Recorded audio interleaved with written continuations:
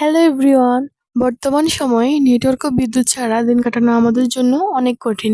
তো চল এমনই একটি নেটওয়ার্ক ও বিদ্যুৎবিহীন দিনের ছোট্ট একটি ব্লগ তোমাদের সাথে শেয়ার করি। আমাদের এইখানে দুদিন একটানা বৃষ্টি হওয়ার কারণে বিদ্যুৎ লাইনের কিছু সমস্যা দেখা দিয়েছিল, যার কারণে সম্পূর্ণ পরিমাণে বিদ্যুৎ ও নেটওয়ার্ক ছিল না। তারপর আমি ঘুম থেকে উঠে দেখি বৃষ্টি কিছুটা কমে গিয়ে রোদ উঠেছে। এরপর আমি ফ্রেশ হয়ে নাস্তা খেতে চলে গেলাম। আর এইখানে আমার ছোট ভাই খুব ফানিভাবে নুডলস খাচ্ছিল। তারপর নাস্তা শেষে একটু বাইরে বের হলাম। তারপর দেখি আমাদের কদম গাছে শুধুমাত্র একটা কদম ফুল ফুটেছিল। আর এটা আমার খুব নিতে মন চাচ্ছিল। তারপর চলে গেলাম লেবু পাড়তে। কারণ আমরা ঠিক করেছি সন্ধ্যাবেলায় আমরা নিজেদের হাতে ফুচকা তৈরি করে খাবো। এখানে আমি লেবু পেড়ে খুঁজে পাচ্ছিলাম না। তারপর যাই হোক পানির নিচে লেবুটা খুঁজে পেয়েছি। আর এখানে আমি ৩টে লেবু পেড়ে চলে গেলাম কদম ফুল পাড়তে। আর গিয়ে কদম ফুলটাও পেড়ে নিলাম। ওই ক্লিপটা আর নেওয়া হয়নি। খোলা আকাশের নিচে কদম ফুলটাকে কত সুন্দর দেখাচ্ছিল। বর্ষার সিজনের আরেকটা সৌন্দর্য হচ্ছে কদম ফুল। যাই হোক তারপর বিকেলবেলা আমরা আমাদের বাঙালিদের ঐতিহ্যবাহী তালমুড়ি খেলাম। আর এখানে আমি লাভ শেপ দেওয়ার ট্রাই করতেছিলাম। মানে একটু ঢং দেখাইছি আর কি। বিকেলে খাওয়া শেষে সন্ধ্যাবেলা আমরা বসে পড়লাম ফুচকা বানাতে। আমাদের হোমমেড ফুচকা দিয়ে আজকে আমরা নামি দামি রেস্টুরেন্টের ফুচকার রেসিপি ট্রাই করব। ওটাই আমাদের কাছে রেডিমেড ফুচকাগুলো ছিল না, সেজন্য আমরা আটার রুটি বানিয়ে তারপর ওগুলোকে বোতলে কাক দিয়ে ছোট ছোট করে কেটে ফুচকা বানাবো। আর এখানে ফুচকার টক বানানোর জন্য আমি লেবু চিপে নিচ্ছিলাম। আর একটা কথা হচ্ছে কি, আমাদের ঘরে ওই দিন তেঁতুল ছিল না, সেজন্য আমরা লেবু দিয়ে কাজটা সেরে নিচ্ছিলাম। এমনিতে তেঁতুলের টক ছাড়া লেবুর টকও ফুচকা দিয়ে খেতে অনেক ভালো লাগে। সুন্দর করে কাঁচামরিচ আরও বিভিন্ন মশলা দিয়ে টকটা বানিয়ে নিলাম।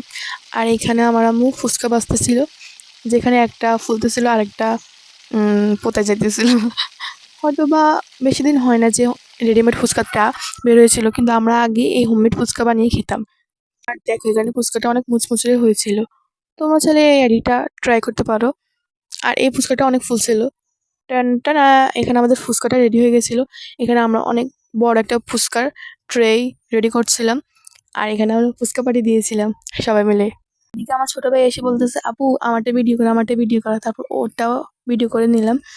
যাই হোক দেখতে খুব লোভনীয় লাগতেছিল। আর এখানে আমরা ছোটরা মিলে একটা মিনি পিৎজা বানিয়েছিলাম। পিৎজাটা আসলে একটু শক্ত হয়ে গিয়েছিল, তার জন্য আমি উঠাতে পারতেছিলাম না। যাই হোক শেষমেশ লড়াই করার পর স্লাইসটা উঠলো। যেহেতু বাসায় বিদ্যুৎ ছিল না, সেজন্য একটা আলোর ব্যবস্থা তো করতে হবে। আর ২ দিন একটানা বিদ্যুৎ না থাকার কারণে লাইটও চার্জ ছিল না। আর এদিকে আমি আমার ইউটিউব খোরাফাতি আইডিয়া কাজে লাগিয়ে একটা হোমমেড ক্যান্ডেল বানিয়ে নিয়েছিলাম। আর আমার আম্মু আগের ঐতিহ্যবাহী জ্ঞান কাজে লাগিয়ে চেরাগ জ্বালিয়েছিল। এখানে আমার আর আম্মুর চেরাগের আর ক্যান্ডেলের মধ্যে কম্পিটিশন হচ্ছিল যে কারটা বেশিক্ষণ চলে থাকে। কিন্তু মাঝপথে এসে আম্মুর ক্যান্ডেলটা নিভে গিয়েছিল। শেষে আমার ক্যান্ডেলটা কাজে লাগিয়ে আমরা বসে পড়লাম টাইম স্পেন্ড করার জন্য। এখানে আমরা লুডো খেলতেছিলাম। আর এখানে আমরা অনেক মজা করতেছিলাম লুডো খেলে। তো ২ দিন বিদ্যুৎ ও নেটওয়ার্ক না থাকার কারণে আমরা আগের ঐতিহ্যে ফিরে গিয়েছিলাম। আমাদের ছেলেবেলাতে ফিরে গিয়েছিলাম। লুডো খেলার শেষে আমরা চলে গেলাম মেহেদি দিতে। এটা হচ্ছে আমাদের গাছের মেহেদি। মানে মেহেদি গাছের পাতা মিহি করে বেটে নখে লাগিয়ে নখ কালার করেছিলাম। আর এই রেজাল্টটা আমি ভিডিও শেষে দেখিয়ে দেব। এখানে আমার ছোট খালাতো বোন আমার হাতে সাজতে চেয়েছিল। আর আমি ওকে বুদ্ধি করে সাজিয়ে দিয়েছিলাম, যেটা ওর একটুও পছন্দ হয়নি। শেষে আমরা এখানে হাসতেছিলাম কারণ আমার ছোট ভাই এখানে শাকাল সেজেছিল। আরেকটা কথা, এখানে আমার বয়স শুনে কেউ আবার অজ্ঞান হয়ে যেও না, কারণ আমি অনেক নার্ভাস ফিল করতেছি। আর আমার ভাই সারাদিন এইসব রুদ্রা শাকাল এগুলোই দেখে, আর কি করবে। তারপর আমরা সবাই মিলে একটু হাসাহাসি করতেছিলাম, মজা করতেছিলাম।